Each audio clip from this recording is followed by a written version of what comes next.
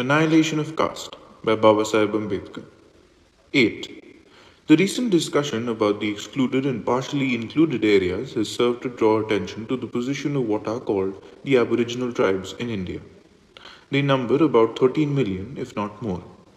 Apart from the question whether their exclusion from the new constitution is proper or improper, the fact still remains that these Aborigines have remained in their primitive, uncivilized state in a land which boasts of a civilization thousands of years old. Not only are they not civilized, but some of them follow pursuits which have led to them being classified as criminals. 13 million of people living in the midst of civilization are still in a savage state and are leading the life of hereditary criminals. But the Hindus have never felt ashamed of it. This is a phenomenon which, in my view, is quite unparalleled. What is the cause of this shameful state of affairs? Why has no attempt been made to civilize these Aborigines and to lead them to take a more honorable way of making a living? The Hindus will probably seek to account for this savage state of the Aborigines by attributing to them congenital stupidity.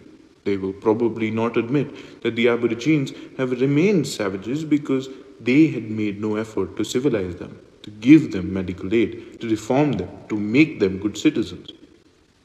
But supposing a Hindu wished to do what the Christian missionary is doing for the Aborigines, could he have done it? I submit not. Civilizing these Aborigines means adopting them as your own, living in their midst, and cultivating fellow feeling, in short, loving terms. How is it possible for a Hindu to do this? His whole life is one anxious effort to preserve his caste.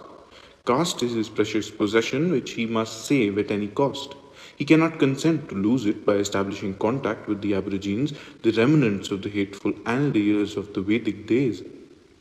Not that a Hindu cannot be taught the sense of duty to fallen humanity, but the trouble is that no amount of sense of duty can enable him to overcome his duty to preserve his caste.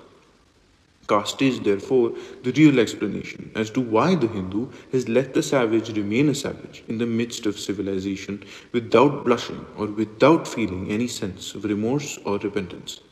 The Hindu has not realized that these Aborigines are a source of potential danger. If these savages remain savages, they may do harm to the Hindus. But if they are reclaimed by non-Hindus and converted to their faith, they will swell the ranks of the enemies of the Hindu. If this happens, the Hindu will have to thank himself and his caste system. The end.